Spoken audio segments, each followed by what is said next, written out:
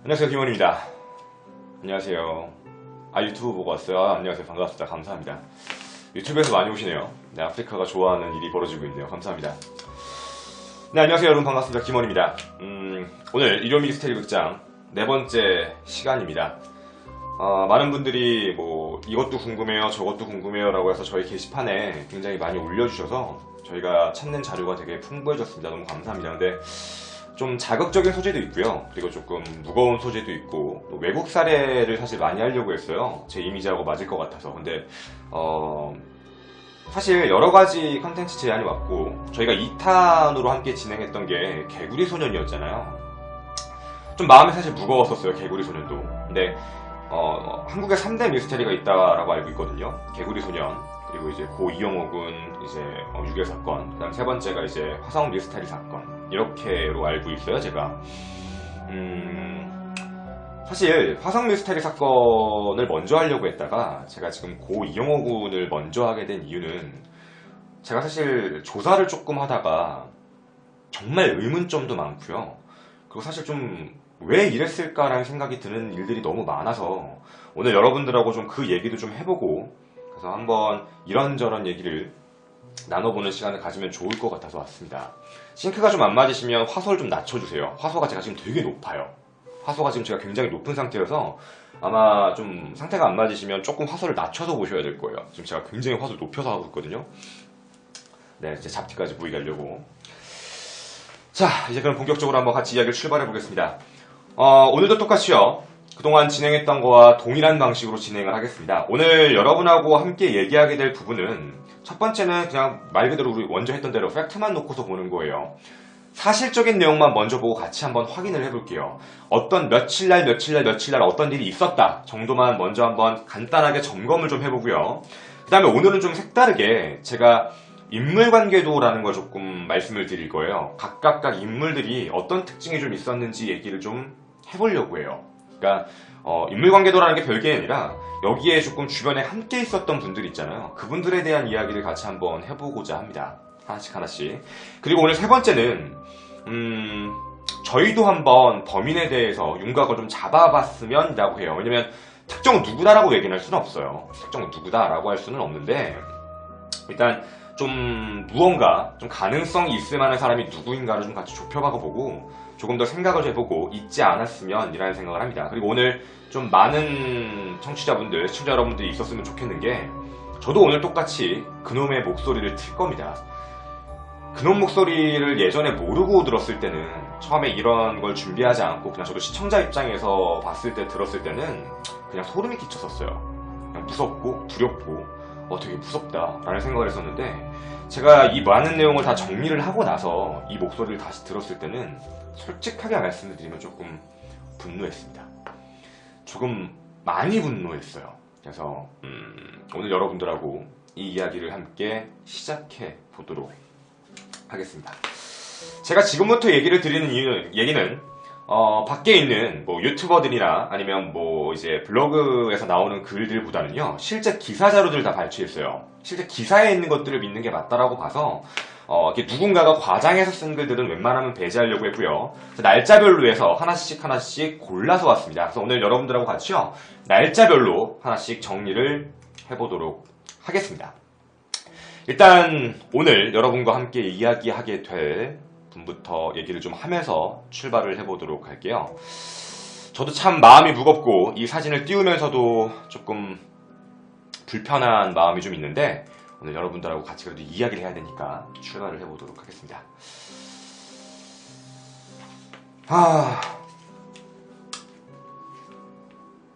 해맑게 웃고 있는 아이의 사진을 함께 보실 수 있을 겁니다. 누군가에게 세상에서 가장 아름다운 자식이자 우리가 봐도 정말 귀여운 아이의 사진입니다. 굉장히 해맑게 웃고 있던 이 아이가 1991년 1월 29일 날짜, 당시 9세의 나이로 이 대한민국 땅, 그것도 서울 중심부 압구정에서 사라지게 됩니다. 사실 저는 굉장히 좀 의아했던 사항이 어떤 거였냐면, 서울 한복판이에요. 서울 한복판에서 사라졌다는 게 너무너무 이상했어요. 그것도 압구정동이요. 압구정 현대아파트에 있는 그 많은 사람들 사이에서 아무렇지 않게 놀이터에서 놀고 있던 사람이 사라져버린 거예요. 어떠한 목격자도 없고 뭐 어떠한 일도 없고 그냥 사라져버린 거예요. 모두는 다 돌아오기를 바랬지만 안타깝게도 싸늘한 주검이 되어 우리들 앞에 나타난 오늘 함께 이야기하게 될 고 이영호 군입니다. 당시 1991년 만 9세의 나이였던 압구정초등학교 3학년 이영호 군입니다. 아마 사진도 많이 보셨을 거고 현재 대한민국에선 그놈 목소리라는 영화로서 제작되어서 많은 분들에게 이제 영상으로 보여줬던 걸로 제가 알고 있습니다. 굉장히 마음이 무겁고요. 굉장히 마음이 불편한 이제 그런 내용인데 오늘 그놈 목소리에서는 약간 각색을 한 게 좀 많기 때문에 영화에선 각색을 한 게 좀 많기 때문에 저희는 각색 위주보다는요 사실적인 내용 위주로만 먼저 한번 진행을 해보도록 하겠습니다. 자, 일단 사실적인 내용부터 같이 한번 출발해 보도록 하겠습니다. 일단 이분부터 설명을 드리자면 이영호 씨입니다. 고 이영호 군이고 당시 9세 압구정초등학교 3학년 굉장히 성격은 명랑하고 활동적이었으며 친구도 많았다고 합니다. 그리고 이때 당시에 몸무게는 약 50kg 정도의 좀 몸이 좀 퉁퉁한 편이었다라고 나오고요. 군것질하는 걸 굉장히 좋아하는 특징이 있던 분입니다. 그리고 이분들의 그 증거 중에 하나가 앞쪽에 그 오락실이 하나 있었대요. 성우 오락실이라고 있었는데 그 성우 오락실을 굉장히 자주 갔던 분이라고 합니다. 나머지 인물 관계들은 조금 이따가 다시 한 번 더 말씀드리기로 하고요. 이제 하나씩 이야기를 한번 시작해 보도록 하겠습니다. 1991년 1월 29일의 사실입니다. 오후 5시 20분 정도쯤에 자신의 집 압구정 현대아파트 205동입니다. 205동 좌측 부근 놀이터에서 당시 10살이었던 임모군과 놀다가 5시 20분쯤 헤어지게 됩니다. 임모군은 그때 집으로 가게 되고요. 형호군은 그대로 남게 됩니다. 그러고 나서 형호군의 행적은 없어지게 됩니다. 1월 29일입니다. 꼭 숫자를 기억해 주셨으면 좋겠습니다. 이후 밤 늦게까지 이영호 군은 귀가하지 않게 됩니다. 너무 이상하게 생각한 부모님께서 어쩔 수 없이 경찰에 신고를 하게 되죠. 근데 이때 바로 1월 29일 밤 11시 30분입니다. 밤 11시 30분경 집에 전화가 옵니다. 이때가 바로 범인이 최초로 전화한 시점입니다. 최초로 전화한 시점 1월 29일 밤 11시 30분경 형호를 데리고 있으니 이틀 안에 현금 7천만 원과 카폰을 준비해라 라고 이야기를 했습니다. 현금 7천만 원이요. 그리고 두 번째는 자동차에 달리는 카폰입니다. 이걸 준비해라 라고 지시를 내립니다. 일단 하나씩 이따 살펴볼 건데 제가 여기서도 굉장히 의아했던 게 하나 있었습니다. 첫 번째가 뭐였냐면 현금 7천만 원이에요. 여러분들도 좀 고민을 해보셔야 돼요. 굉장히 특이한 숫자예요. 왜냐면 몸값을 부를 때 사실 이렇게 부르기는 사실 쉽지 않거든요. 7천만 원을 준비해라. 7천만 원이 필요한 사람 같아요. 왜 7천만 원이 필요했는지는 모르겠지만 어쨌든 되게 특정 숫자 1991년 시대 그리고 또 현대 문제는 압구정 현대예요. 압구정 현대아파트는 여러분들이 아실지는 모르겠지만 그때 당시에 엄청난 경제발전으로요. 나름대로 뜨는 지역이었고 굉장히 집값도 비쌌을 뿐더러 그리고 사실 집값이 많이 올랐던 상태이기도 합니다. 그리고 굉장히 조금 좀 어느 정도 사시는 분들도 좀 모여있던 집인데 그런 약간 부촌이기도 하고요. 뭐 여러분이 알고 계신 유명 연예인들도 그쪽에 좀 현재 많이 살고 계세요. 근데 당시 현금 7천만 원을 준비하라고 얘기를 합니다. 이게 되게 아이러니한 숫자예요, 사실요. 저도 되게 신기했어요. 왜 하필 현금 7천만 원일까? 그리고 웃긴 건 카폰을 설치해라 라고 얘기를 합니다. 그죠? 저도 그때 당시에 집값까지 한번 확인을 해봤지만 실질적으로 그 정도 집에 그 정도에 살 수 있을 정도라면 당연히 7천만 원은 지금도 큰 돈이지만 실질적으로는 그때는 더 큰 금액을 부를 수도 있던 상황이었어요. 경찰들도 굉장히 7천만 원이라는 거에 대해서 되게 의아했고 뭐 이건 나중에 한 번 더 얘기를 해보도록 하겠습니다. 자, 1월 29일 날 이렇게 전화가 한 번 첫 번째 전화가 오게 됩니다. 그리고 참 재밌는 건 뭐냐면 이미 경찰한테 바로 신고를 하셨기 때문에 1월 30일이었어요. 1월 30일 날 모든 대한민국 기자들은 이 사건에 대해 제보를 받고 끝납니다. 이미 알고 있었어요, 30일 날. 근데 어떠한 기자도 언론에 터뜨리진 않았습니다. 당연한 거예요. 왜냐면 유괴 된 아이가 위험에 처할 수 있기 때문에 대한민국에서는 이걸 바로 공개하지 않아서 30일 날 기자들은 알았지만 그냥 쉬쉬하고 넘어갔던 상태라고 보시면 됩니다. 그리고 1월 31일입니다. 1월 31일. 바로 이틀이 지나고 정확히 전화가 옵니다. 근데 정말 재밌는 게 뭐냐면요. 여러분 이거를 집중해 주셔야 돼요. 범인이 전화를 했어요. 옆에 경찰이 있었거든요. 옆에 경찰이 같이 전화를 기다리고, 왜냐면 이틀 뒤에 전화한다고 했으니까. 되게 웃긴 게 뭐냐면 1월 31일 날 전화 정도가 옵니다. 뭐라고 오냐면 이렇게 오게 됩니다. 서초서 형사인데 거기 형사가 나가 있는 거 알고 있다. 형사 좀 바꿔달라 라고 전화가 옵니다. 서초에서 전화옵니다. 서초서입니다. 서초경찰서다. 나 서초경찰서 형사인데 거기에 지금 있는 대체 형사 좀 바꿔주십시오 라고 누군가가 전화를 했어요. 근데 문제는 뭐냐면 거기 옆에 지금 현재 경찰, 즉 강남경찰서 형사들이 대기 중이었어요. 31일날 이미. 누가 봐도 말도 안 되는 일이죠. 왜 서초에서 전화를 했을까요? 서초경찰서에서. 그래서 여기에 있는 이제 담당 경사가 이제 유도를 합니다. 이거 분명히 이제 그 유괴범이 전화한 것이다. 잘 돌려서 거기에 전화 받으신 형어 어머님이 이제 말씀을 하십니다. 여기가 가정집인데 무슨 형사가 여기 있냐? 라고 대답을 퉁명스럽게 하세요. 그렇게 하니까 아 그러냐? 라고 하고 전화를 끊게 됩니다. 여러분도 아마 직감을 채셨겠지만 서초가 형사다 라고 한 사람은 아마도 범인일 겁니다. 이 범인이 굉장히 치밀하다고 느꼈던 게 어떤 거냐면 아마도 확인차 한번 전화를 해본 것 같아요.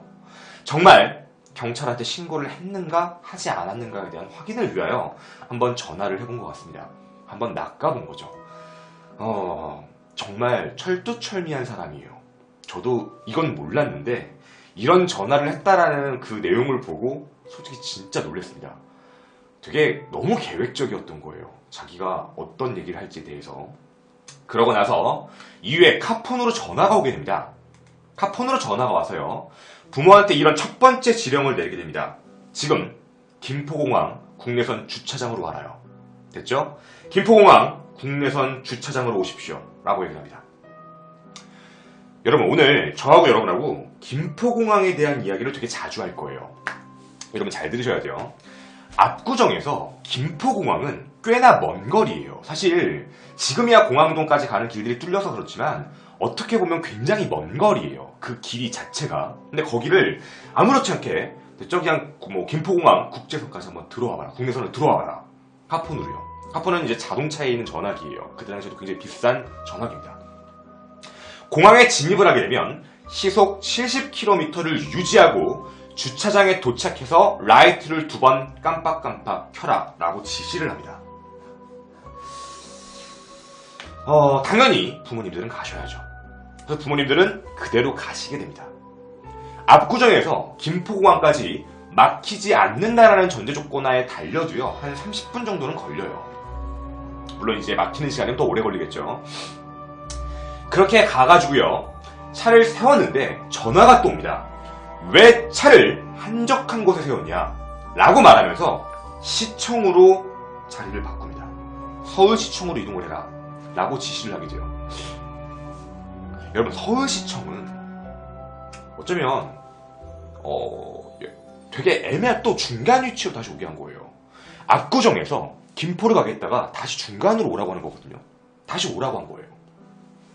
그리고 나서요 다시 또 한 번 지시를 내립니다. 시청에 도착했고 다시 한 번 지시는 충무로에 있는 충무로 쪽에 가서 대한극장에 가라라고 얘기를 해요. 대한극장 맞은편에 차를 세우고 키를 꼽아둔 채로 문을 잠그지 말아라. 그리고 근처 제과점에 들어가라 라고 지시를 합니다. 제과점이요. 근데 봤는데 제과점이 문이 닫혀 있어요.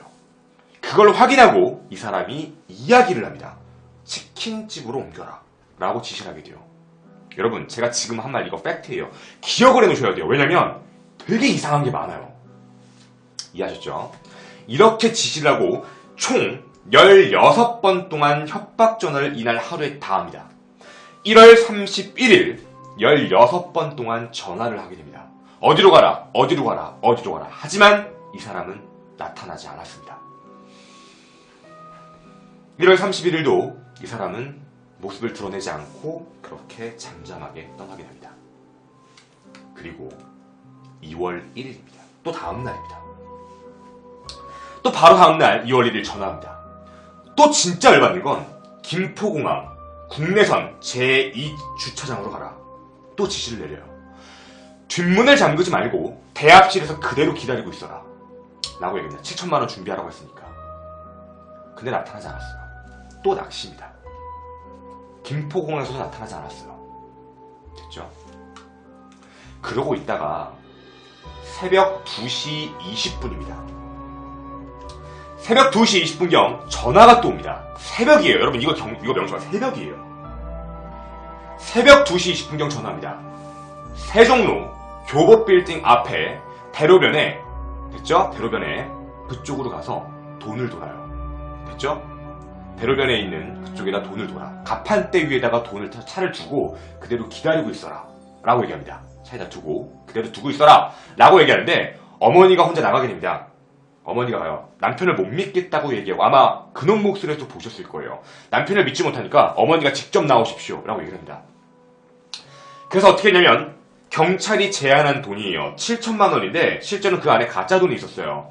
7천만 원 돈 뭉치를 가지고 그 다음에 교보빌딩 앞 가판대 뒤편으로 갑니다.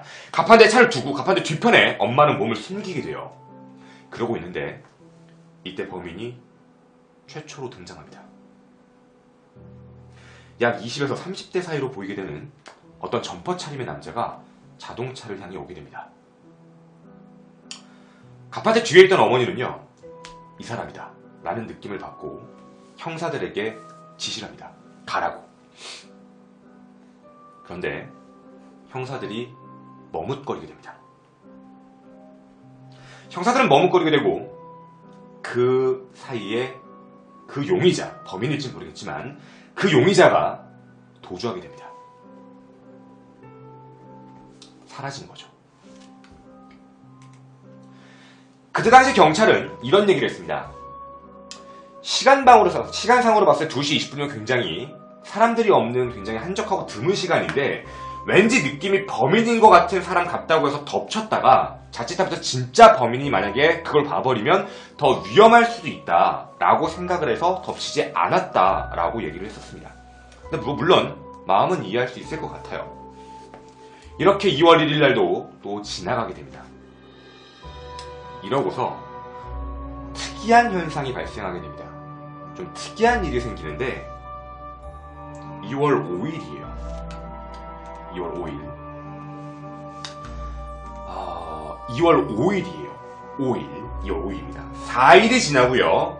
2월 5일이 됐을 때 그때부터 전화는 간단하게 오기 시작합니다. 전화를 간단하게 하고 전화는 한마디만 합니다. 특정 어느 장소 어디에 내가 메모지를 두었다. 그 메모지대로 행동해라. 지령 방법을 바꿉니다. 여러분 이걸 다 기억을 하셔야 돼요. 메모지로 지령 방법을 바꾸게 됩니다. 갑자기요.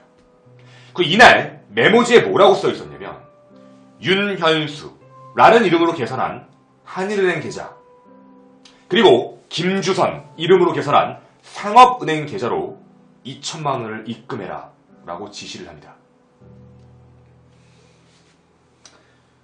어쩔 수 없죠. 그래서 부모님은 한일은행 쪽에다 2천만 원을 입금하게 됩니다. 2천만 원을 입금을 하게 됐어요. 근데 진짜 아이러니한 것 중에 하나는 여러분들도 지금 되게 궁금해하실 건데 계좌를 만든 두 은행 있죠. 한일은행과 상업은행. 여기가 한일은행은 동여의도 지점이고요. 상업은행은 문래동에 있습니다. 근데 웃긴 건 뭐냐면 대포통장이고요. 웃긴 건 거기에는 CCTV가 없었어요. 그리고 고객이 항상 많았던 공간이에요. 아마도 확인을 하고 움직인 것 같습니다. 확인 후 계좌 개설을 했던 것 같아요. CCTV가 없다, 사람이 많다, 그런 걸 다 충분히 확인을 하고 했던 사람인 것 같습니다.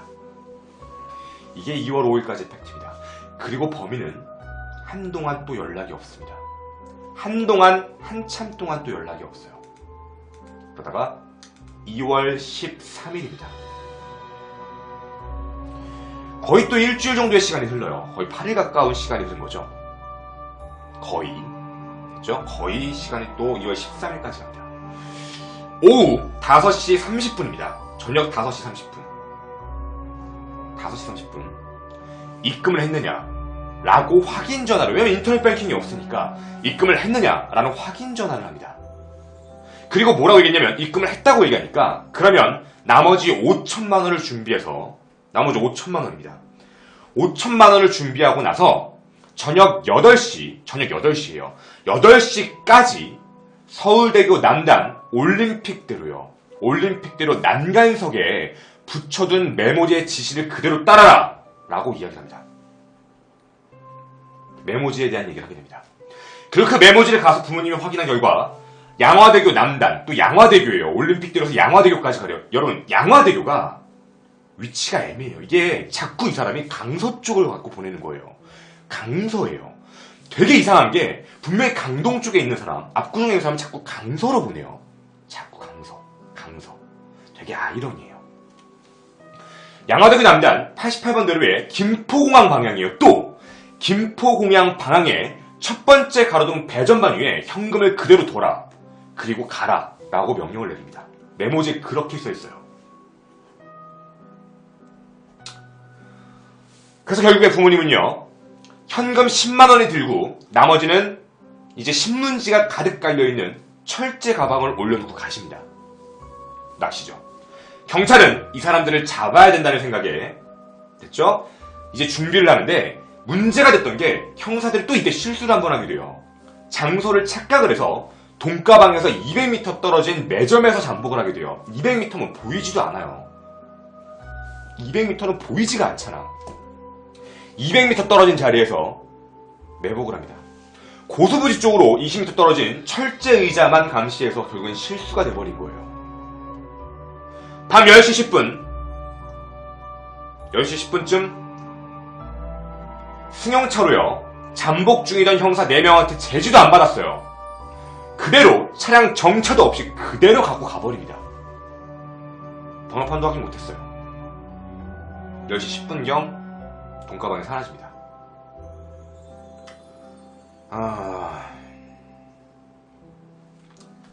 그리고 그날 새벽 1시경 범인에게 전화가 옵니다. 가짜 돈 잘 받았다. 아들 찾을 마음이 없구나. 라고 얘기를 전달합니다. 그리고 전화를 끊습니다.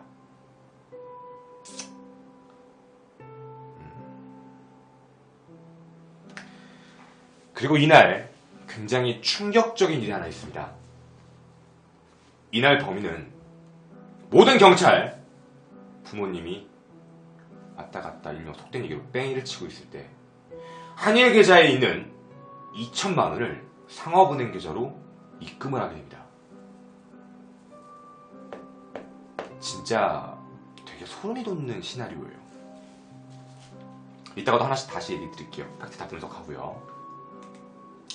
그리고 다음날 2월 14일입니다. 대치동 은마아파트. 대치동 은마아파트 앞 횡단보도 오른쪽 쓰레기통에 쪽지가 있다 라고 얘기를 해서 2월 14일까지 총 46번의 협박전화를 했던 범인은 이 이후 협박전화를 하지 않게 됩니다. 1월 29일부터 2월 14일까지 약 보름간 있었던 일입니다. 여기까지가 사건 전반의 팩트입니다. 사건 전반의 팩트가 여기까지의 내용이에요.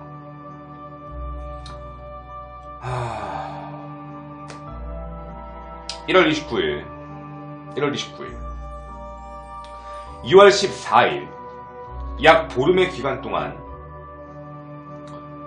이영호 군은 언제 죽었는지도 모르고 살아있는지도 모르고 어떤 것도 모르고 그렇게 해서 모든 게 미궁으로 빠지게 됩니다. 전화가 오지 않으니까요.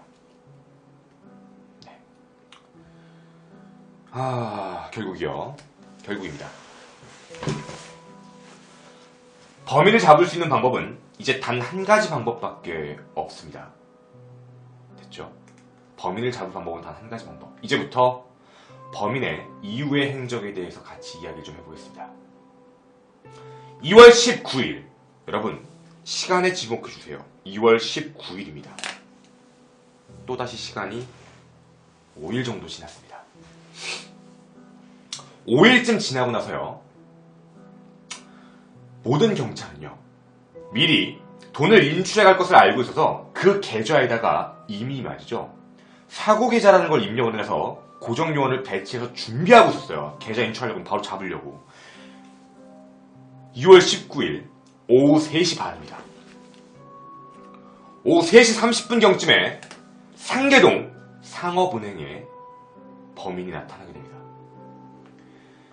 현금 700만 원을 인출하려고 해요. 700만 원을 인출하려고 하는데 사고계좌라는 경고가 뜨게 되죠. 그걸 확인한 범인은 그대로 도주를 하게 됩니다.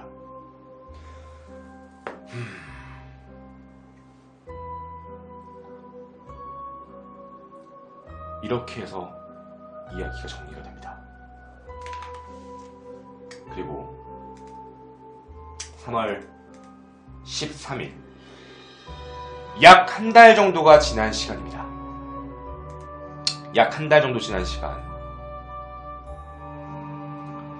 난 12시입니다. 서울 송파구 잠실이동 잠실 고수부지에서 도로 페인트 칠을 하고 계시던 도색작업자 김길수 씨요, 당시 39세의 김길수 씨가 이상한 걸 발견하게 됩니다. 하수구에 무언가가 있다. 그리고 그 하수구에서 사람의 형태를 보게 됩니다. 눈과 입은 비닐 테이프로 감겨져 있고, 손은 포장용 비닐끈으로 묶여 있고, 몸은 나일론 끈으로 결박되어 있는 상태였습니다. 실종 당일에 입었던 청색 티셔츠와 인조가죽 바지, 그 현금 1200원, 모두 똑같은 인상착이었어요. 그런데 진짜 아이러니한 게 하나 있습니다. 저희가 이따 의문점을 하나씩 좀 얘기해 볼게요. 3월 14일 시신 발견 당시 문제가 됐던 게 뭐였냐면 바로 신발입니다. 신발은 원래 이영호 군이 신었던 신발이 아니었어요. 다른 아디다스 제품의 운동화였어요. 다른 제품이에요.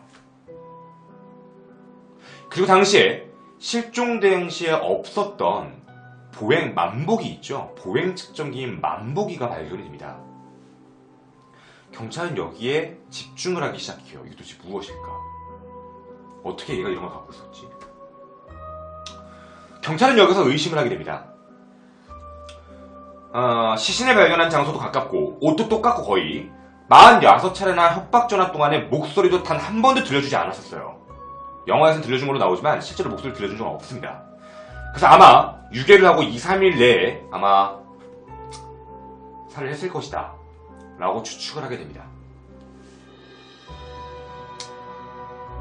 근데 제가 밖에 워낙에 루머가 많이 나와서 제가 실제로 있었던 부검서를 확인했습니다.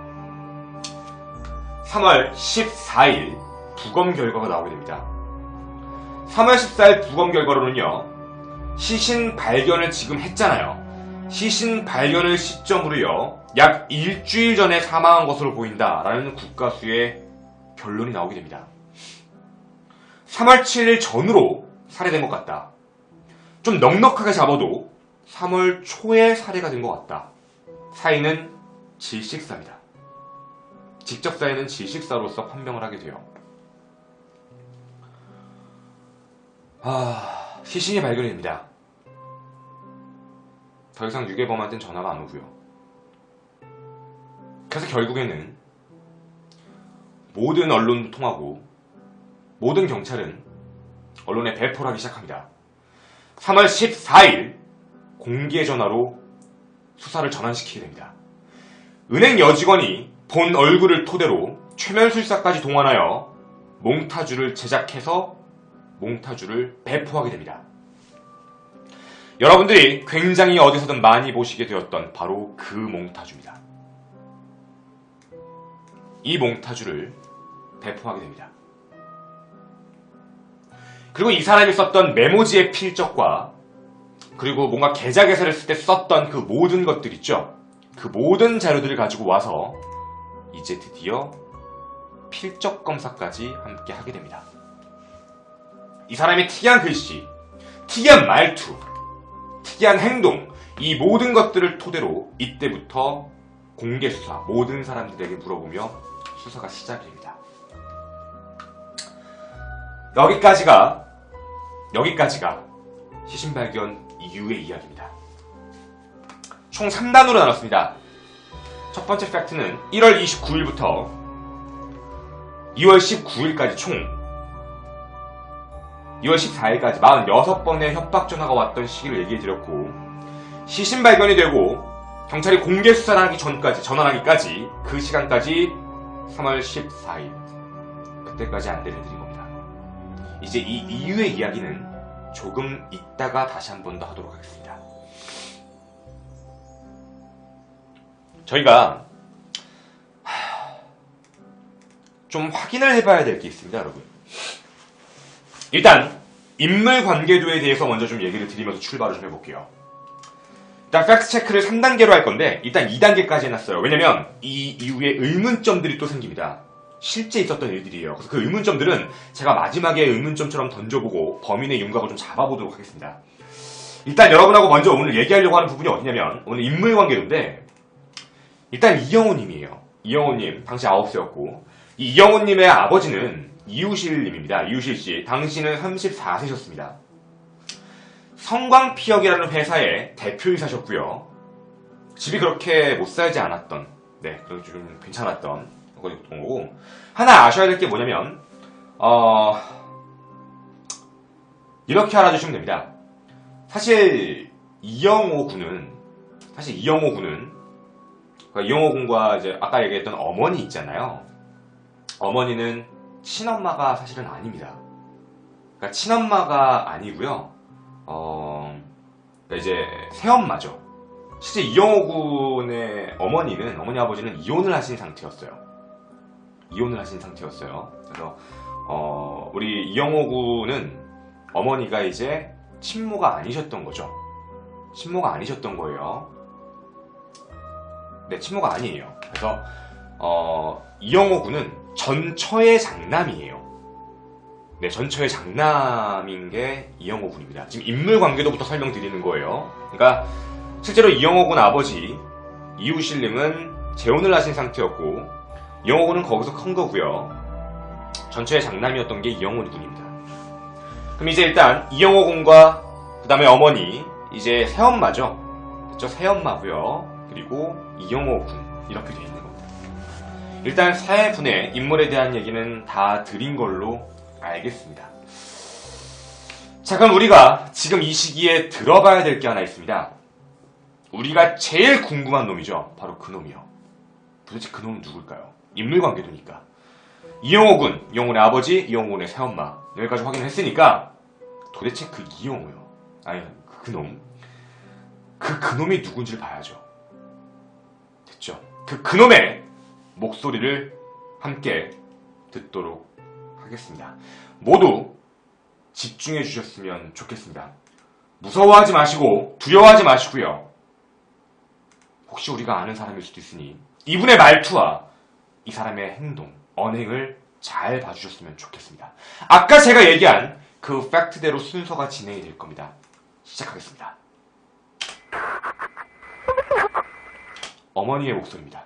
조금만 소리 올릴게요. 조금 크더라도 양해해 주십시오.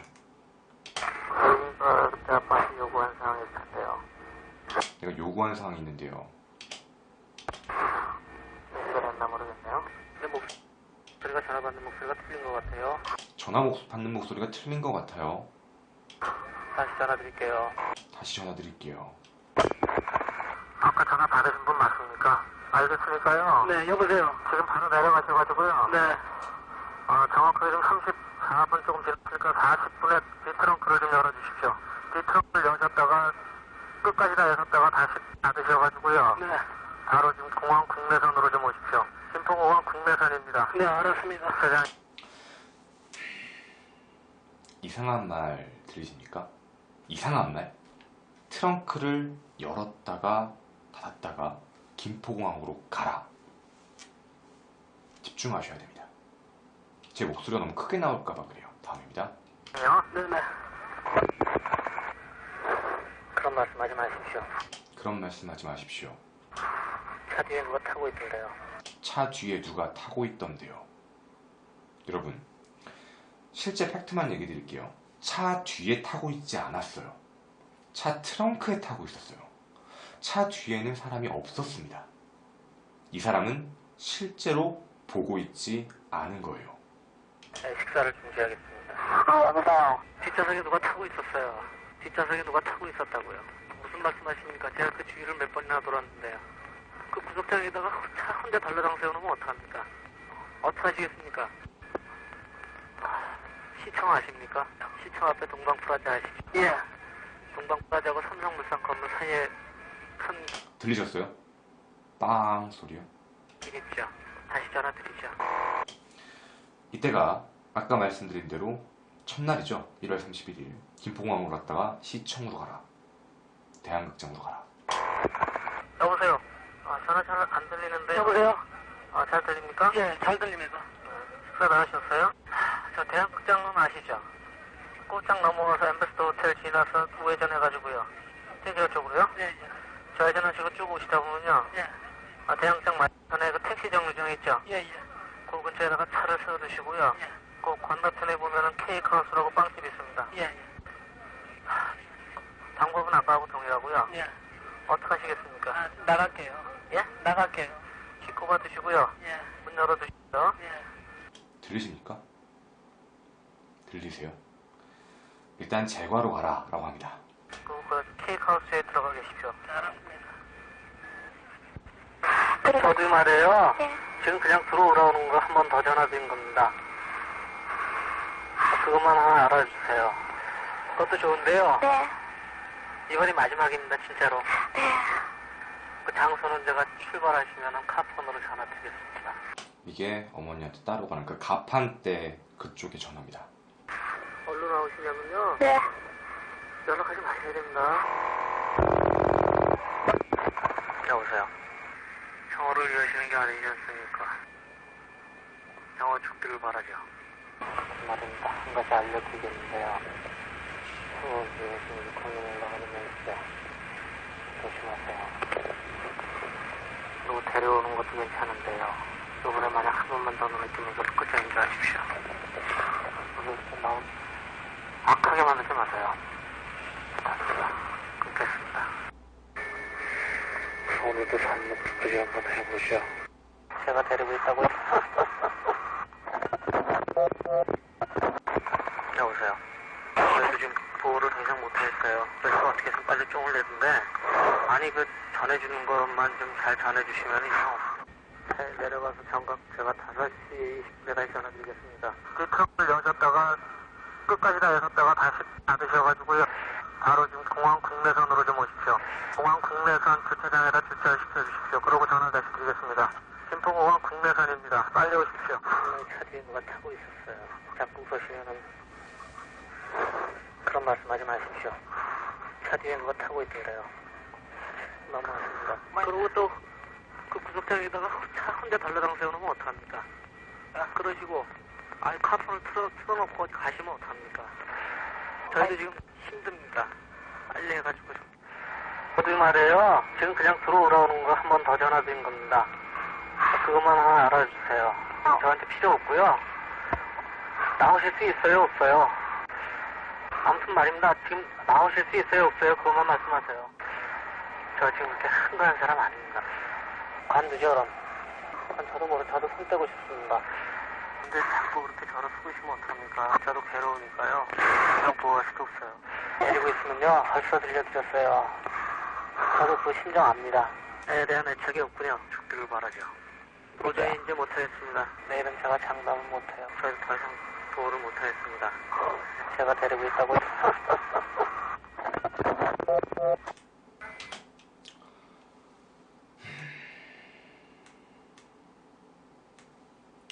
제가 이제 말씀드릴 걸 얘기를 좀 드릴게요. 최대한 침착하게 하겠습니다. 솔직히 진짜 열받는데 조금만 방송이니까 침착을 좀 하겠습니다. 많은 분들이 분석을 이미 많이 하셨습니다. 이 그놈은요, 이 사람은 실질적으로 봤을 때 약간 이렇게 생각해 보시면 제일 좋을 것 같아요. 말투는 서울말씨 쓰고 있고요. 그 굉장히 말투 자체가 상대방에게 존중의 의사를 표하는 듯 하면서 협박을 되게 잘하는 사람입니다. 할 거예요, 말 거예요. 뭐 하시겠습니까? 그렇게 되시겠습니까? 경찰들도 목소리를 분석을 합니다. 목소리를 분석을 하고 나서 이 사람에 대한 정보를 어떻게 판단을 했냐면, 첫째입니다. 아마 약간의 고학력자이기도 하며, 두 번째, 굉장히 많이 침착함을 보이는 사람이에요. 그리고 중간중간에 ducking이란 단어, catting이란 단어, 이런 단어를 되게 자주 씁니다. 경찰들은 분명히 생각을 하게 됩니다. 이 사람은 분명히 일반적인 사람은 아니다요. 그리고 여러분도 보시면 아시겠지만 굉장히 서울에 대한 지리를 명백하게 알고 있는 사람이에요. 정말 눈 감고 어디에 뭐가 있는지 알 만큼의 서울 지리에 대해서 빠삭한 사람이에요. 버벅이지도 않고 아무 느낌 없이 술술 나오는 사람. 저희가 판단할 수 있는 범인의 자료는요. 나이는 사실 목소리를 판단하기 좀 힘들지만 어찌되었든 범인의 몽타주상 그때 당시에는 약 20, 30대 정도라고 얘기를 했었고, 그 사람이 약간 고학력자일 가능성이 높으며 서울에 대한 지리를 정확히 알고 있는 사람이고, 그리고 그 모든 것들을 아무렇지 않게 덤덤히 말할 수 있는 사람, 그리고 사람을 죽여도 아무 문제가 없는 사람이었습니다. 인물 체크입니다. 근데 말입니다. 여러분, 제가 이거를 준비하다가 정말 이상했던 게 하나 있었어요. 말에 집중을 하다가 갑자기 문득 든 생각이었는데 여러분들과 이제 이 의문점에 대해서 함께 얘기를 좀 해보도록 하겠습니다. 뭐냐면 범인이 이런 얘기를 자주 합니다. 여러분, 우리 시간관계상 한번 잘 봐볼게요. 최초 범인이 전화를 합니다. 됐죠? 1월 31일 서초서 형사입니다 라고 사기를 치고 장난 전화를 하게 되죠. 확인을 해보기 위해서 한번 전화를 해봅니다. 나 서초서 형사인데 거기 나가 있는 형사 좀 바꿔주십시오. 옆에 강남경찰서 형사가 있는데요.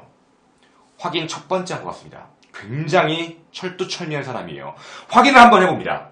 그러고 나서 여기 없는데요? 라고 하니까 이 사람은 한 번 더 확인을 해보고 싶었던 것 같습니다. 카폰으로 김포공항 국내선을 가라 라고 얘기를 하게 되는데 그런 얘기를 했죠. 아까 트렁크를 열었다가 닫아라. 트렁크를 열었다가 닫아라. 트렁크를 열었다가 닫아라. 왜 그랬을까요? 저는 그렇게 생각했어요. 트렁크를 열었다가 닫아라 라고 한다면 범인은 그 모습을 보고 있어야 돼요. 됐죠? 그걸 보고 있어야 되는 거예요. 그 사람이 거기에 가는 걸 보고 있어야 돼요. 트렁크 열었을 때 거기 아무것도 없다, 경찰도 없다 라는 부분을 확인하기 위해선 봐야 됩니다.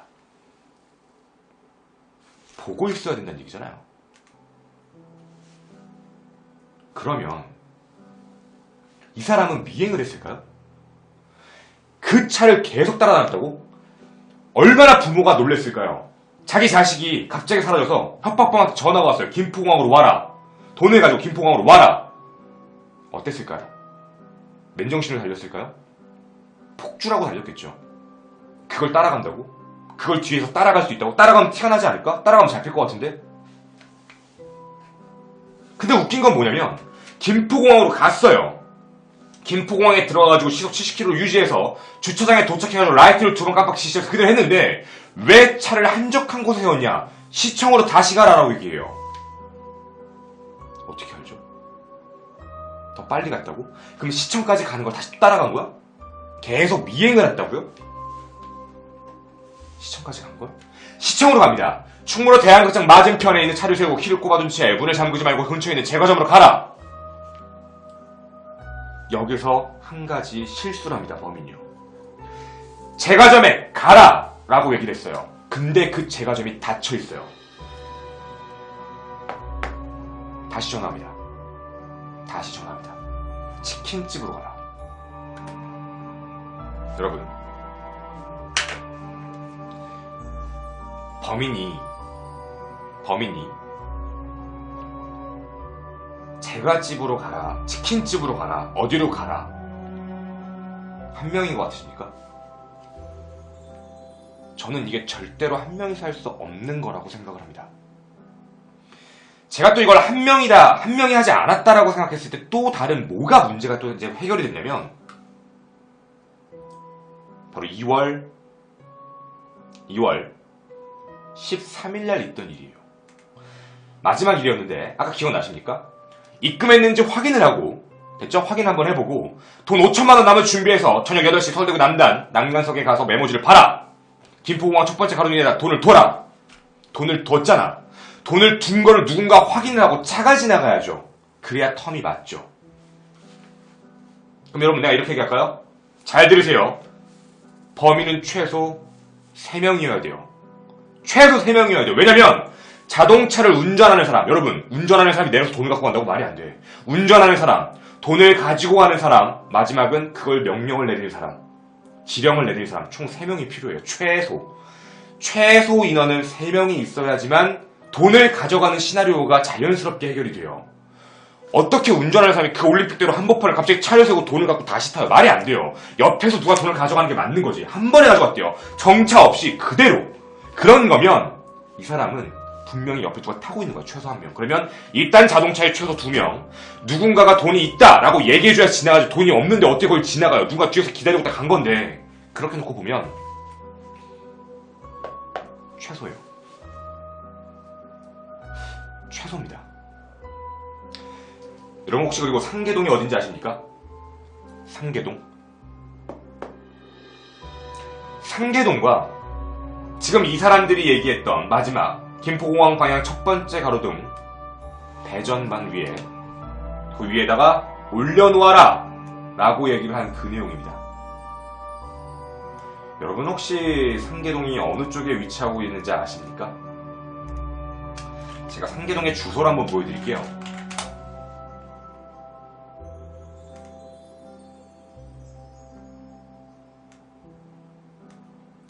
보이십니까?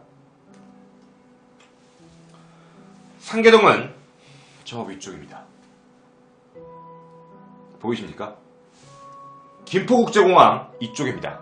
보이십니까? 김포국제공항 보이십니까? 되셨습니까? 내가 왜 상계동 이야기를 하냐고요? 그날 상계동에서 됐죠? 얘기 아까 들었잖아요. 한일은행 계좌에서 상업은행 계좌로 돈을 옮겼다고요. 한 명이라고요. 홍길동일까요?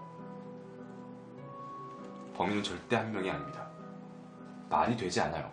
목소리를 분석해서 1명, 2명, 3명을 분석하고자 하는 게 아니라 지금 움직이는 과정만 봐도요. 정말 말도 안 될 만큼 왔다 갔다 하게 됩니다. 제가 이렇게 얘기해 드릴게요. 실제 전화를 건 곳입니다. 그럼 김포공항을 갔네요. 충무를 갔고요. 상계동을 갔고요. 잠실 갔고요. 광명 갔고요. 한 명이서 이 모든 걸 하면서 모든 사람이 움직이는 걸 확인이 가능하다요. 가능하다고요. 불가능합니다. 한 가지 확신하고 장담할 수 있는 것 중에 한 가지는 범인은 절대로 혼자가 아닙니다.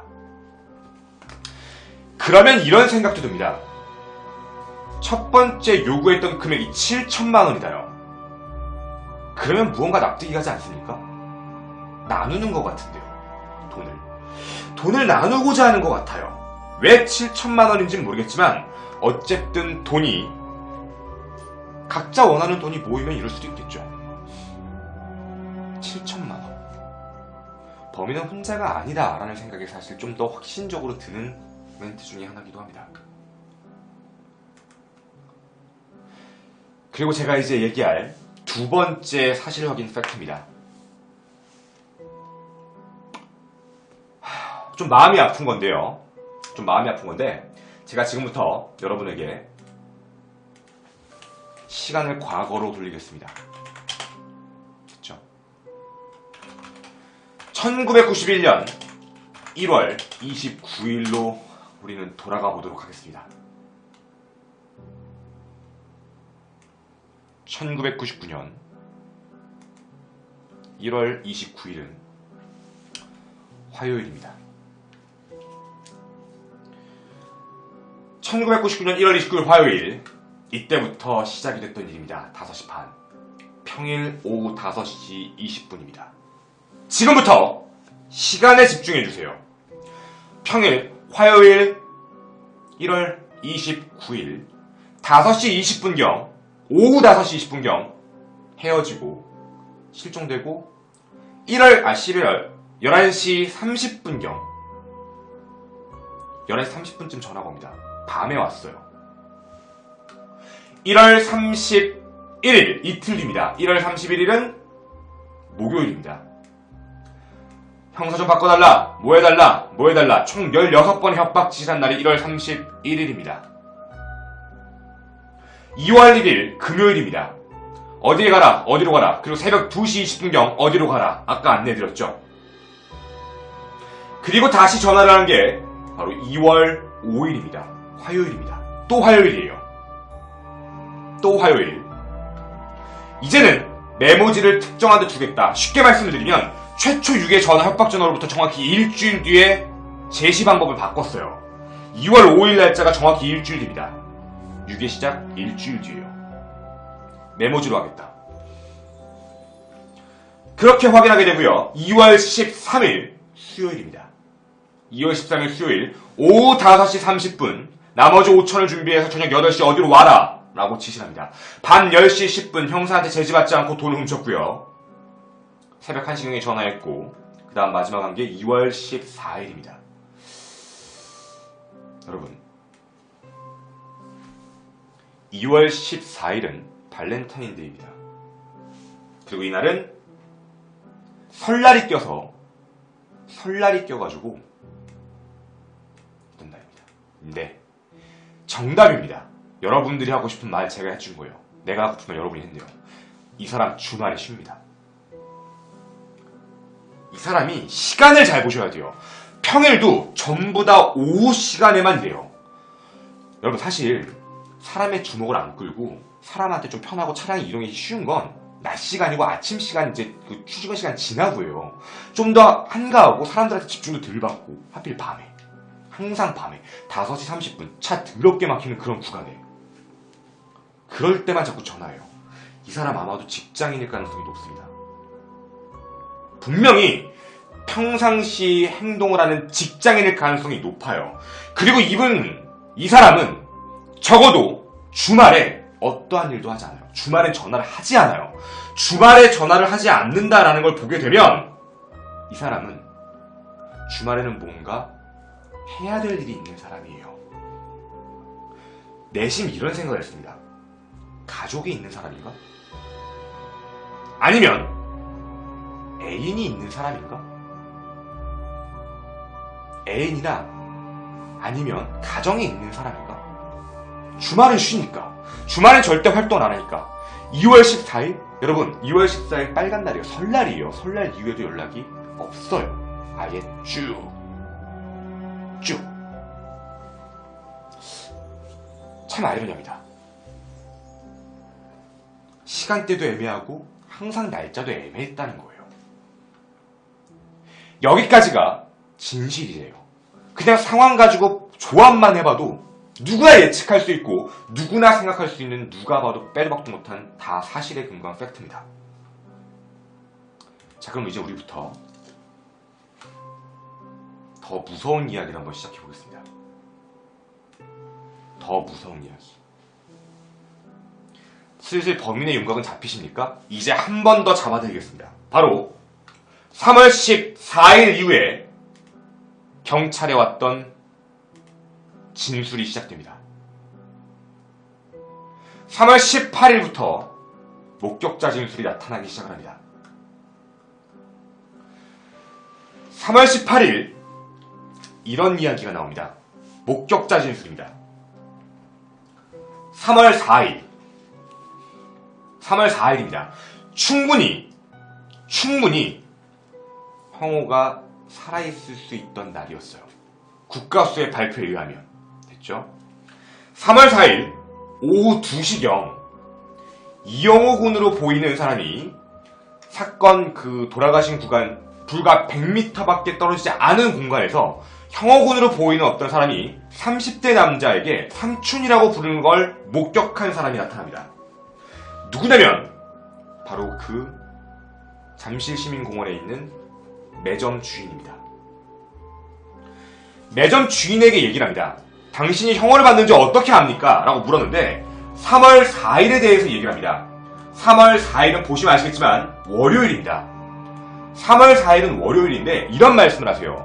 학생이 학교에 가야 될 시간에 학교에 안 가고 거기 있는 게 되게 신기했고 이상했고 바지, 셔츠, 운동화 차림새에 대해서 정확하게 다 일치하는 진술을 하셨어요.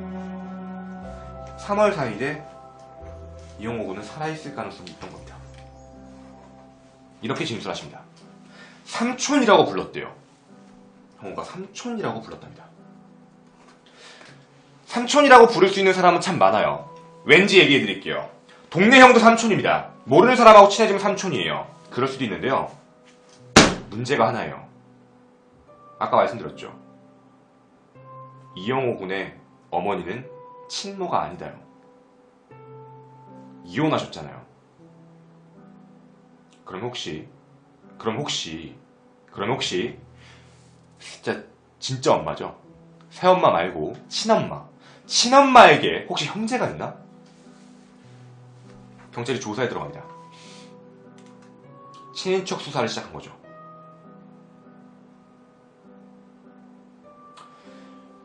그래서 결국 전적으로 용의자의 의심을 받게 된 사람이 한 명 나타납니다. 바로 친척 이모 씨입니다. 이모 씨가 발견이 됐어요. 나이는 29세. 목소리가 똑같습니다. 목소리를 성문대조를 시작했어요. 목소리 성문대조 시작을 했어요. 성문대조를 시작한 결과 약 92%의 정확성으로 동일 인물로 판정이 납니다. 경찰은 확신합니다. 이 사람이 범인이다요. 다시 한번 말씀드리지만 이영호 군은 엄마가 새엄마입니다. 친엄마하고 이혼을 한 거죠. 친엄마의 형제. 진짜 있던 거예요. 삼촌이라고 부를 만한 사람이 진짜 있던 거예요. 근데 그 사람이 아이러니하게도 목소리까지 똑같아요. 성문대조의 결과 거의 동일인으로서 쌍둥이, 친척이 아닌 이상 저렇게 목소리가 똑같을 수 없다. 발표가 됩니다. 이때까지 성문대조를 해가지고요 100% 검거를 했습니다. 100% 검거했었어요. 62건의 조사를 성문으로 다 대조해서 잡았었습니다. 그래서 이런 일이 생깁니다. 범인이다. 범인으로서 의심한 이유는 하나 더 있습니다. 어떤 거였냐면 지금 현재 이때 당시에 29세 이모 씨는 사업이 부도가 난 상태였고요. 형호군의 친엄마죠. 형호군의 친엄마가 남편으로부터 위자료를 7천만 원을 받았습니다. 위자료를 7천만 원을 받았는데 도와줬잖아요. 됐죠? 도와줬는데도 불구하고 한 푼도 받지 못한 거에 대해서 약간 불만을 가졌다라는 얘기가 있었습니다. 그것도 7천만 원이었어요.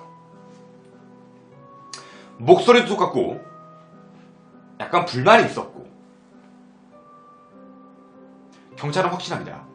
이 사람이 범인일 것이다. 그래서 이 사람에게 모든 포커스를 맞춰서 조사를 시작합니다. 그런데 문제가 하나 생깁니다. 최초의 여자, 정말 유력한 용의자였던 친척 이모 씨가 알리바이를 제시합니다.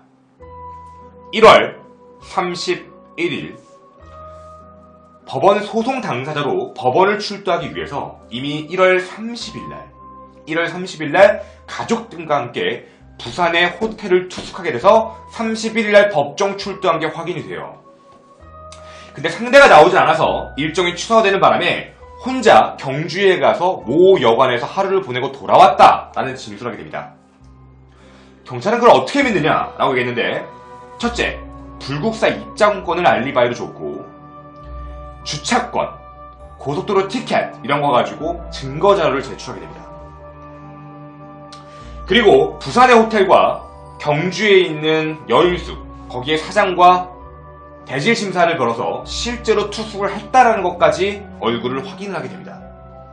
알리바이가 입증이 되는 순간이었어요. 근데 경찰은 거기서 뭐 하나를 더 의심했던 거예요. 경찰이 뭘 의심했냐면 바로 이거예요.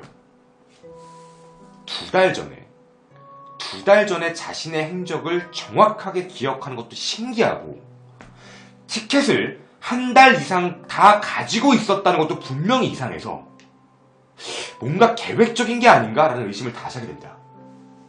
그리고 더 큰 문제는 뭐냐면 1월 30일 오후 6시 30분부터 밤 10시까지의 행적도 묘연해요.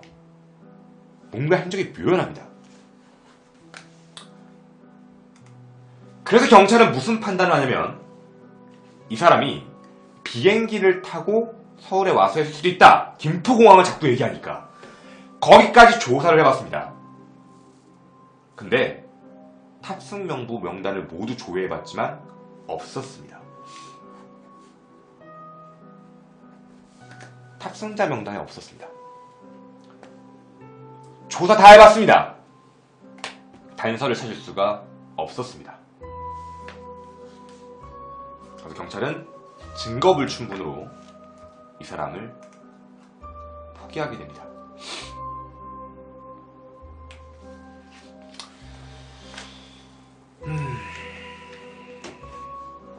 근데 제가 이 조사에 대해서 있잖아요, 의문을 품었던 건 사실 저도 있어요.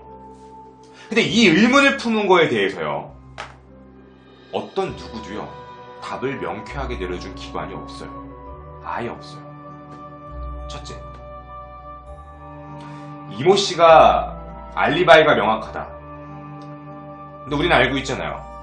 우리가 알고 있는 게 뭐냐면, 지금 현재 이 사람은 혼자 움직이지 않는다예요.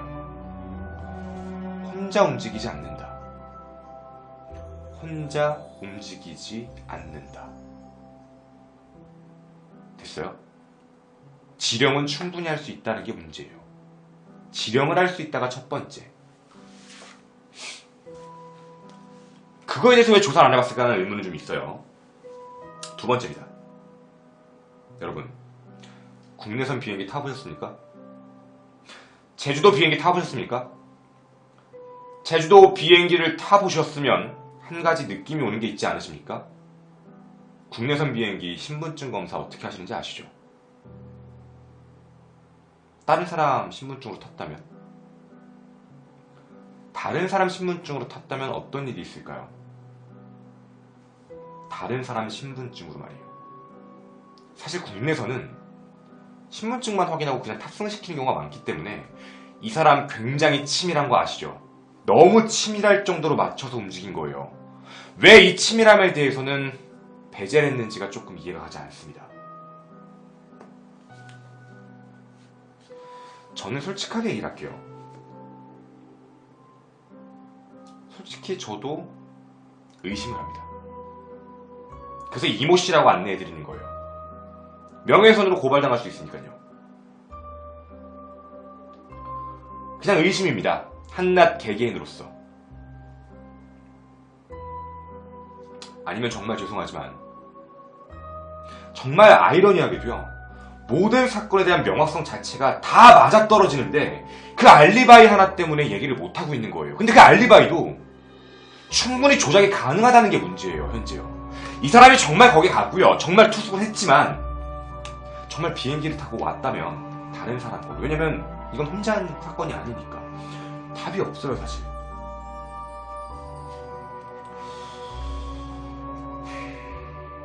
그리고 한 가지가 더 나오게 됩니다. 한 가지가 더 나옵니다. 2월 20일경 형어로 보는 어린아이가 잠실동 주공아파트의 잠실이에요. 압구정 옆이에요. 동네 어린이들 4명과 공놀이를 했다라는 진술이 옵니다. 그때 잠실초등학교 3학년이었던 어떤 신모양이 진술하게 되는데 거기서 같이 봤던 어머니한테 보여줬어요. 맞느냐? 맞다. 같이 놀았던 4명의 아이들도 맞다 라고 얘기를 합니다. 3월 초에 형어곤으로 보는 아이가 잠실주공 1단지 상가에 3-4차례 나타났다 라고 얘기를 합니다. 형호는 굉장히 가까이 있었습니다. 제가 지금부터 하는 얘기를 한번 총정리를 한번 시작해 보도록 할게요. 여러분도 다 인정해 주셨으면 좋겠습니다. 범인은 혼자가 아니었다. 첫째. 그렇죠? 범인은 혼자가 아니었으며 최소한 3명 이상이었을 것이다. 두 번째. 시간이 항상 전화한 게 오후 시간, 평일, 그것도 5시 혹은 11시, 새벽 시간에 움직였다라는 거 봐서 이 사람은 직장인일 가능성이 높다. 그리고 웃긴 건 주말에는 절대로 연락을 하지 않았다는 점을 봐선 가정이 있거나 아니면 애인이 있거나 뭔가 하는 일이 있는 사람이다. 누군가와 함께 시간을 보내야 되는 사람이다. 세 번째, 삼촌이다. 삼촌이다. 잠실 주공아파트에 몸무게가 50kg였던 9살 이영호 군입니다. 모르는 사람이 강제로 납치할 수 있다고요? 불가능합니다. 그리고 여러분이 압구정 현대아파트를 보시면 아시면 시야가 뻥 뚫린 공간이에요. 절대로 누군가 납치할 수 있는 공간도 아닙니다. 그렇다면 실제 형호는 아는 사람과 함께 갔을 가능성이 크고 목격자 진술이 맞다면 아는 사람에게 삼촌이라고 부를 정도라면 형호도 안심하고 있지 않았을까요? 집에 전화해줄게. 우리 집에 있자. 아이는 도망갈 이유도 없죠. 소리를 지를 이유도 없죠. 이제 범인의 입장으로 가보겠습니다. 형호를 납치하고요. 1월 31일 전화를 합니다. 범인을 확인하고 범인이 한마디 얘기를 하죠. 나는 혹시 서초경찰서인데 형사 거기 있느냐 확인을 한번 해본 것 같아요. 알고 봤더니 경찰이 없네? 라고 판단했겠죠. 김포공항으로 가라. 트렁크를 한번 열어봐라. 그럼 분명히 이 사람은 분명히예요. 분명히 얘기를 드리면 보고 있던 거예요. 트렁크를 열어봐라 라고 했다는 건 이 사람은 어디선가 보고 있던 거예요. 그리고 하나 더입니다. 그리고 하나 더. 시청으로 가라. 대항장으로 가라. 제과집으로 들어가라. 치킨집으로 가라. 총 16번 동안 뺑이 시킵니다. 왜 뺑이를 시켰을까요? 경찰이 있을 수도 있으니까. 2월 1일날 김포공항에 나타나지 않고 아마 범인은 경찰이 없구나 라고 판단을 했을 겁니다. 그래서 2월 1일 새벽 2시 20분 7천만 원을 가지고 가판대에 와라. 차에다 둬라 라고 하고 범인이 아마 최초의 모습을 드러내지 않았나 싶어요. 근데 머뭇머뭇거리다 경찰이 놓쳤죠. 용의자는 의심했을 겁니다. 경찰이었나? 굉장히 치밀한 사람이에요. 내가 아니면 오버한 건가? 바꿔봐야겠다. 2월 5일부터 그리고 메모지로 바꾸게 된 겁니다. 주말을 보내고 메모지로 전달을 하게 되죠. 어디로 와라. 어떻게 해라. 어디로 가라. 그러고 2월 14일 가짜 돈이 있는 걸 알고 46번째 전화를 하고 전화를 더 이상 하지 않게 됩니다. 그리고 목격자 진술에 의하면 3월 4일 날까지 형호는 보였다는 거예요. 3월 4일, 3월 초에 오후 2시경 형호를 확인했다 라는 진술까지 있었습니다. 저는 그렇게 생각합니다. 2월 19일 정말 마음 아픈 날이긴 하지만 2월 19일 날 오후 3시 반 상계동 상업은행에 가서 700만원을 인출하려다가 주의경보가 뜨자 켰습니다. 이때 알았겠죠. 경찰에 신고가 됐구나요. 2월 19일이요. 자기가 경찰에 신고된 거를 알고 있겠죠. 알고 있겠죠. 그래서 판단을 하게 됐습니다.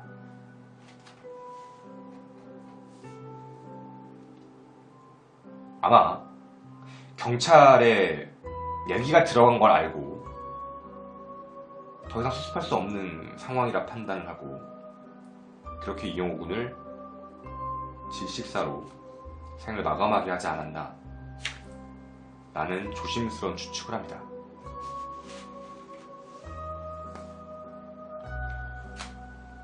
확실한 거는요, 범인은 돈을 노리고 있었고요, 꽤 많은 사람들이 함께 움직였으며 삼촌이라 부르는 거 봐서 분명히 면식범일 확률이 높고 가장 가까운 사람이었던 거예요.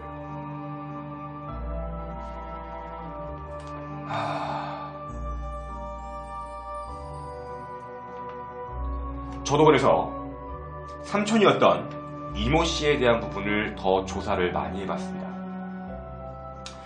몇 분이 궁금해하시는 바로 그 내용이에요.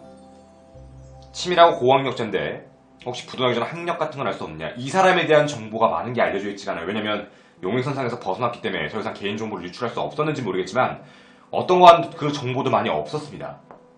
이 사람은 여기서 용의죄에서 풀렸기 때문에 사실 용의 현상이 가장 진하게 남았지만 가장 알리바이가 완벽했기 때문에 좀 애매했던 경우라고 보시면 돼요. 근데 문제는 목소리가 비슷했다는 것도 문제예요. 그리고 한 가지 더입니다. 이영호 군의 목소리를 한 번도 들려주지 않았다요. 왜 들려주지 않았을까요? 형우의 목소리를 들려주면 어떤 일이 있었을까요? 형우가 받겠죠. 엄마, 나 삼촌이랑 있어. 아빠, 나 삼촌이랑 있어. 이거 한마디면 게임이 끝나죠. 과연 아이를 받게 할 수 있었을까요?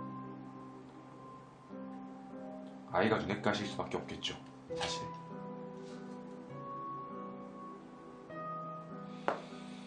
경찰들도 아마 밖에 자료에 보면 저하고 굉장히 비슷한 생각을 많이 하신 것 같습니다. 그래서 범인을 면식범의 소형으로 굉장히 열심히 노력하려고 했겠죠.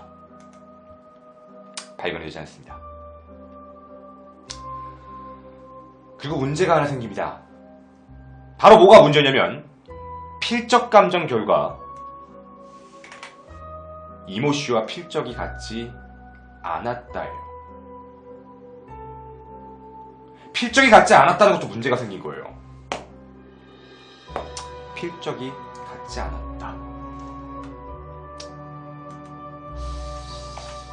철두철미한 사람인데 말이죠. 진짜 공범이 쓴 거라면 어쩌죠?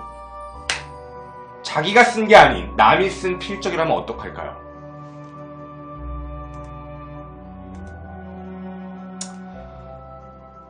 이제 제가 여러분한테 말씀드릴 게 하나 있습니다.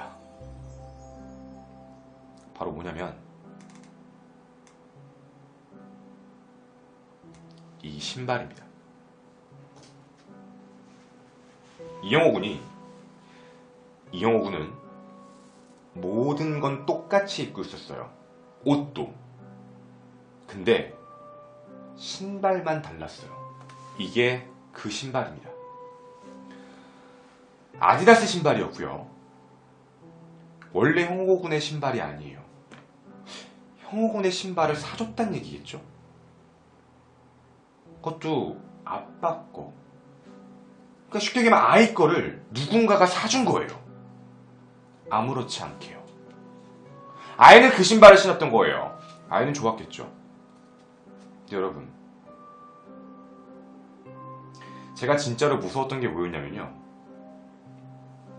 이 신발이 흙이 묻어 있었고요.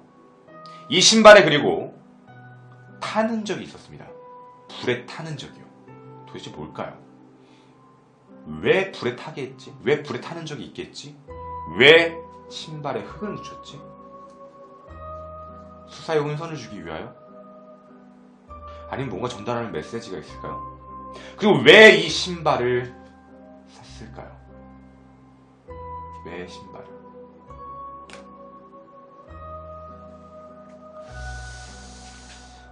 분명한 건 한 가지입니다.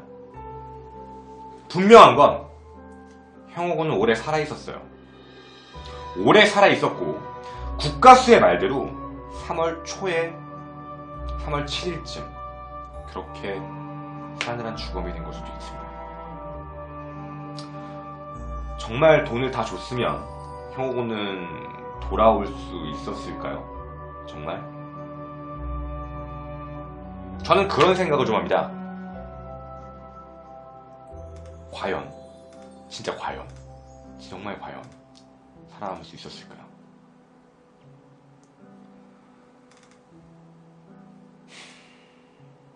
여러분이 보시는 이 사진은 실제 이영호 군이 처음 발견됐을 때 덮어놨던 사진입니다.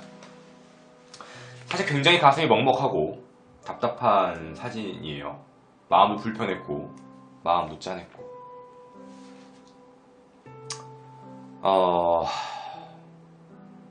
제가 이렇게 말씀을 드릴게요. 질식사로 하늘로 갔고요. 제가 진짜로 아이러니한 부분에 대해서 다시 한 번 더 또 하나 말씀을 드리겠습니다. 이영호 군이 발견됐을 때에요. 눈과 입은 비닐 테이프로 감겨져 있다고 합니다. 가려져 있었답니다. 손은 포장용 비닐끈으로 묶여 있었고 나일론끈으로 결박되어 있었다라고 해요. 정말 죽이려고 마음을 먹은 거겠죠? 네. 저는 개인적으로요, 이 내용을 정리하면서 마음속에 그런 생각은 좀 들었어요. 한 명이 아니고 여러 명이 움직였고 아무리 알리바이가 명확한 사람이다 하더라도 형호군의 입장에서 봤을 때 아예 생판 모르는 사람과 3월 4일까지 계속 왔다 갔다 할 수 있었다요? 자기한테 신발 하나 사줬다고 부모님이 걱정하시고 내팽개치고 그렇게 살 수 있었다요? 그리고 모든 사건의 환경 반동을 보시면 압구정과 잠실 쪽입니다. 이 사람은 이쪽에 대한 지리도 분명히 잘 알고 있으며 김포공항 가는 길도 굉장히 잘 알고 있으며 그 라인의 길, 올림픽대로의 길을 굉장히 잘 알고 있는 사람이에요. 우리가 그런 입장으로 놓고 생각을 해보면 이 사람은 비행기도 자주 타고요. 비행기를 자주 탄다는 거죠. 쉽게 얘기하면 비행기를 자주 타고 무언가 사업을 하지 않을까, 무언가 왔다 갔다 할 일이 많지 않을까. 왔다 갔다를 많이 하는 사람들, 특히 비행기를 많이 타는 사람들은 그런 생각 하지 않을까요? 국내에서는 그렇게 신분증 없어서 심하게 하지 않는다라는 것도, 정말 철두철미한 사람이라면 티켓팅 이런 단어를 91년도에 쓸 수 있고 더킹 이란 말을 표현을 쓸 수 있는 사람, 보통 사람은 아니라고 생각을 합니다. 제가 이 내용을 정리하면서요, 계속 찾으려고 했던 건 단 한 가지 진실입니다. 제가 과연 진실에 근접할 수 있을까가 가장 의문이긴 했는데 이제 제 이야기를 좀 해야 될 것 같아서요. 제 생각에 대한 이야기를 이제 마지막으로 한 번 더 해보고 정리를 좀 해보도록 하겠습니다. 새로 와주신 분들 너무너무 감사드리고, 전 현재 아프리카TV에서 영어교육을 하고 있고 매주 일요일마다 미스테리 컨텐츠를 진행하고 있는 김원이라고 합니다. 제가 여러분과 함께 진행할 미스테리 컨텐츠는 실제로 일어난 일 중에 너무 허황되지 않은 것, 그리고 무언가 사실적으로 접근하고 싶은 것, 특히 외국 사례면 더 좋겠습니다. 제 1호 게시판에 올려주시면 제가 끊임없이 확인해서 하도록 하겠습니다. 추천과 즐겨찾기 해주시면 정말 감사드리겠습니다. 알람이 가야죠. 저희 유튜브도 함께 구독해주시면 정말 감사하겠습니다. 김원이라고 치시면 유튜브에 나옵니다.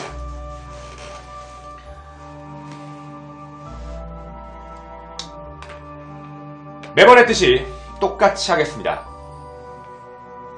이 방송이 유명해지길 바랍니다.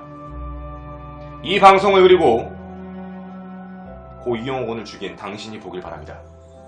정확히는 당신들이겠군요. 무고한 한 학생이, 참 순수하고 착했던 학생이 하늘로 갔습니다. 당신들의 돈 욕심 때문에. 죽음의 죽자도 모를 수 있는 그 어린 나이에 질식사라는 고통을 느끼게 되었고 온몸이 결박되어 차가운 맨홀 밑에서 그 싸늘한 주검이 되어 발견이 됐습니다. 당신은 당신들의 돈을 얻기 위해서요, 형오군의 부모님을 끝까지 이용을 했고 계속 위치를 바꿔가며 치밀하게 계획을 세우는 걸 끊임없이 보여주셨습니다. 당신이 치밀해서, 당신이 머리가 좋아서 밝혀지지 않은 거라고 생각하신다면 저는 착각이라고 생각을 합니다. 굉장히 많은 사람이 이 사건에 대해서 주목하고 있고 잊지 않으려고 노력합니다. 정말 아이러니하게도 대한민국 3대 미스터리라고 해서 개구리 소년, 화성 연쇄살인 사건, 이영호 유교 사건, 사람들의 기억에 잊혀지지 않는 사건으로서 남게 됩니다. 당신들이 지금 어떤 삶을 살고 있고 당신들이 어떤 가정을 꾸리고 살고 있는지는 모르겠지만 남을 죽여가며 얻은 그 행복이 정말 진정한 행복일지는 진짜 진심으로 의문입니다. 제 유튜브 영상이 유명해지길 바랍니다. 그리고 꼭 당신이 보고 조금이라도 찔렸으면 좋겠습니다. 혹시 틀렸다고 비웃고 계십니까? 범인들에게 한마디만 하겠습니다. 1991년 그때 당시보다 그래도 조금은 당신하고 가까워지지 않았을까요? 앞으로 10년이 더 지나면 더 가까워질 것 같은데요. 아마 분명히 당신을 잡을 겁니다. 그리고 그 죗값을 반드시 물릴 거예요.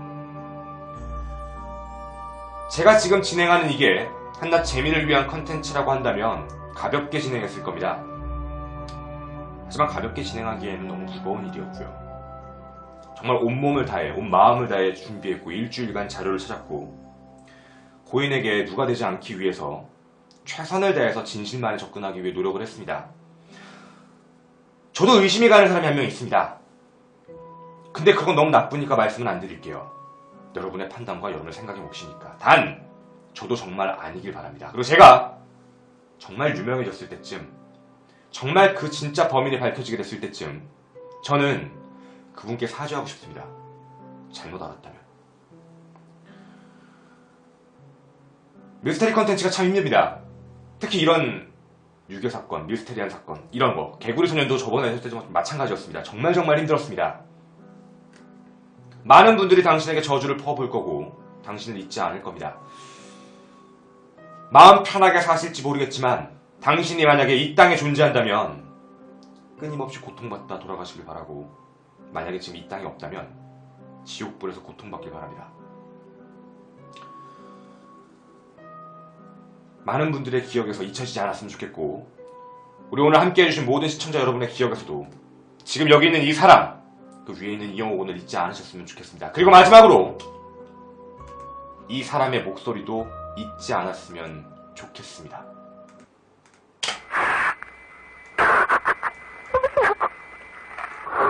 그때 아빠한테 요구한 사항이 있을 텐데요. 연결이 했나 모르겠네요.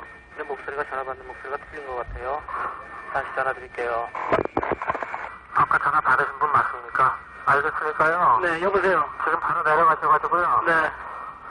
정확하게 좀 34분 조금 지났으니까 40분에 뒤트렁크를 좀 열어주십시오. 뒤트렁크를 여셨다가 끝까지 다 여셨다가 다시 닫으셔가지고요. 네. 바로 지금 공항 국내선으로 좀 오십시오. 김포공항 국내선입니다. 네, 알았습니다. 세장이요? 네네. 그런 말씀하지 마십시오. 차 뒤에 누가 타고 있던데요. 네, 식사를 준비하겠습니다. 여보세요. 뒷좌석에 누가 타고 있었어요. 뒷좌석에 누가 타고 있었다고요. 무슨 말씀하십니까? 제가 그 주위를 몇 번이나 돌았는데요. 식사를 중지시키겠습니다. 식사를. 참 당신은 고학력자시네요. 그 구석장에다가 차 혼자 달라장 세워놓으면 어떡합니까? 어떡하시겠습니까? 시청 아십니까? 시청 앞에 동방프라자 아시죠? 예. 동방프라자하고 삼성물산 건물 사이에 큰 길 있죠. 다시 전화 드리죠. 서울 지리도 굉장히 잘 알고 계시네요. 여보세요? 전화 잘 안 들리는데. 여보세요? 잘 들립니까? 예, 잘 들립니다. 식사 다 하셨어요? 저 대한극장은 아시죠? 꽃장 넘어와서 엠베스더 호텔 지나서 우회전 해가지고요. 대교 쪽으로요? 예, 예. 좌회전하시고 쭉 오시다 보면요. 예. 대항장 맞은편에 그 택시 정류장 있죠? 예, 예. 그 근처에다가 차를 세워두시고요. 예. 그 건너편에 보면은 케이크하우스라고 빵집이 있습니다. 예, 예. 방법은 아까하고 동일하고요. 예. 어떡하시겠습니까? 나갈게요. 예? 나갈게요. 식구 받으시고요. 예. 문 열어두시고요. 예. 그 케이크하우스에 들어가 계십시오. 알았습니다. 저도 말이에요. 네. 지금 그냥 들어오라는 거 한 번 더 전화드린 겁니다. 저는 사실 한 가지를 좀 말씀드릴게요. 솔직하게 말씀드리면 저나 목소리도 약간 다 달라요. 말투도. 그것만 하나 알아주세요. 그것도 좋은데요. 네. 이번이 마지막입니다, 진짜로. 네. 그 장소는 제가 출발하시면 카폰으로 전화 드리겠습니다. 얼른 나오시냐면요. 네. 말투가 달라요. 연락하지 마셔야 됩니다. 여보세요. 영어를 위하시는 게 아니지 않습니까? 영어 죽기를 바라죠. 말입니다. 한 가지 알려드리겠는데요. 수업에 지금 공연을 나가는 거 조심하세요. 목소리가 다르죠. 누구 데려오는 것도 괜찮은데요. 이번에 만약 한 번만 더 눈에 띄는 것도 끝장인 줄 아십시오. 끝장인 줄 아십시오. 오늘부터 마음 악하게 만들지 마세요. 부탁드립니다. 끊겠습니다. 끊겠습니다. 항상 전화를 끊을 때 하는 말씀이시네요. 혹시 서비스업 종사하십니까? 굉장히 예의가 바르시네요. 오늘도 잔목까지 한번 해보시오. 제가 데리고 있다고요?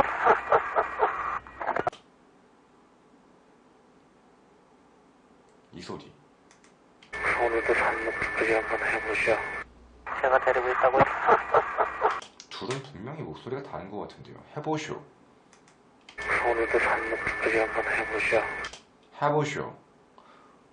당신이 평상시 쓰던 말투와는 굉장히 다른 말투인 것 같은데. 해보쇼. 굉장히 예의 바르신 분인 줄 알았는데 같은 분은 아닌 것 같습니다. 제가 데리고 있다고요?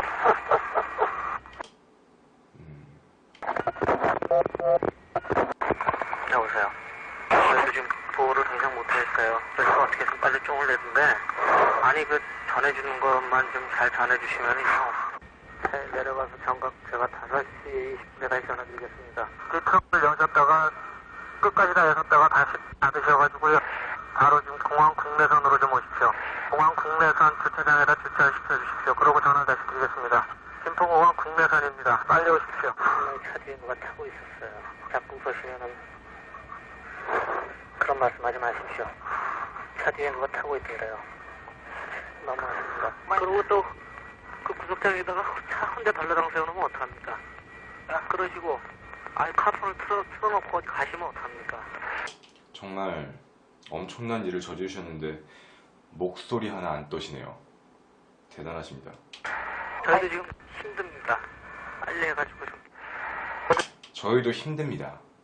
빨리 해가지고. 저희도 힘듭니다. 빨리 해가지고. 뭐가 힘드신 걸까요? 뭐가 힘드실까요? 그 말이에요. 지금 그냥 들어오라는 거 한 번 더. 잡았네. 눈치 빠르시네요. 저겁니다. 맞아요. 오늘 여러분한테 들려드리고 싶었던 마지막 메시지입니다. 저희라고 합니다. 분명히 그랬어요. 저희도 지금 됐죠? 절대 혼자가 아닙니다. 저희. 그리고 또 그 구석장에다가 차 혼자 달라장 세워놓으면 어떡합니까? 그러시고 아니, 카폰을 틀어놓고 어디 가시면 어떡합니까? 저희도 지금 힘듭니다. 틀어놓고 어디 가시면 어떡합니까? 저희도 지금 힘듭니다. 틀어놓고 어디 가시면 어떡합니까? 저희도 지금 힘듭니다. 저희도 지금 당신 실수하셨네요. 저이셨군요. 뭐 과학적으로 분석할 필요도 없었네요. 저이셨네요. 저이. 잡았습니다. 당신은 절대 혼자가 아니었어요. 역시 당신이 혼자가 아니었으면 당신의 알리바이도 다 깨질 수 있는 거 아닌가요? 어디서든 지시하면 되니까. 저희도 지금 힘듭니다. 빨리 해가지고 좀. 어디 말이에요. 지금 그냥 들어오라는 거 한 번 더 전화드린 겁니다. 그것만 하나 알아주세요. 저한테 필요 없고요. 나오실 수 있어요, 없어요? 아무튼 말입니다. 지금 나오실 수 있어요, 없어요? 그것만 말씀하세요. 저 지금 그렇게 한가한 사람 아닙니다. 한가하지 않으시겠죠? 출근하셔야 되니까. 출근하셔야 되는 분들이니까 좀 바쁘셨겠죠? 관두죠, 그럼. 저도 손 떼고 싶습니다. 근데 자꾸 그렇게 저를 속이시면 어떡합니까? 저도 괴로우니까요. 저도 괴로우니까요. 뭐가 괴로우신지 모르겠지만 괴로움을 느끼시긴 하십니까? 저도 괴로우니까요. 저도 괴롭다. 누군가는 괴로워하지 않나요? 그냥 보호할 수도 없어요. 때리고 있으면요, 벌써 들려드렸어요. 저도 그 심정 압니다. 애에 대한 저도 그 심정 압니다. 애가 있으십니까? 그래요? 들려드렸어요. 저도 그 심정 압니다. 아, 그래요? 애가 있으신가? 그래서 주말에는 항상 그래서 연락이 안 되셨던 건가? 어떤 전화를 할 수 없는 상황이 이것 때문이셨나요? 들려드렸어요. 저도 그 심정 압니다. 애에 대한 애착이 없군요. 죽기를 바라죠. 도저히 이제 못하겠습니다. 내일은 제가 장담을 못해요. 저희도 더 이상 도움을 못하겠습니다. 뭐라고요? 뭐? 저희도? 제가 장담을 못해요. 저희도 더 저희도 더 이상 이상 도움을 못하겠습니다. 보호를 못하겠습니다. 참 특이한 말이네요. 제가 장담을 못해요. 저희도 더 이상 도움을 못하겠습니다. 제가 장담을 못해요. 저희도 더 이상 도움을 못하겠습니다. 제가 장담을 못해요. 저희도 더 이상 도움을 못하겠습니다. 제가 데리고 있다고요? 잡았습니다. 자기 입으로 얘기를 했네요.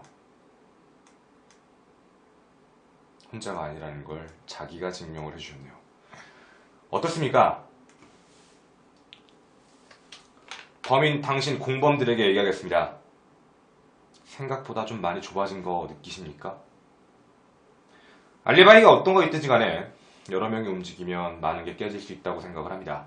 특히 그 시대엔 CCTV도 없었고 많은 시간이 지났으니까 괜찮겠지라고 생각하실 수 있을지 모르겠습니다. 근데 죄송합니다. 많이 준비해왔습니다. 그리고 더 많은 사람들이 앞으로 찾아낼 겁니다. 저 말고도 앞으로 이런 일을 하시는 많은 유튜버들도 계시겠죠. 점점점 그 진실들이 모이다 보면 한 가지 진실에 도달할 거라고 믿습니다. 한 가지 부탁드리겠습니다. 사람들이 잡기 전에 자수하시는 걸 적극적으로 추천드립니다. 저는 김원이었습니다. 여의도에 있으니 한번 오셔도 됐습니다. 감사합니다.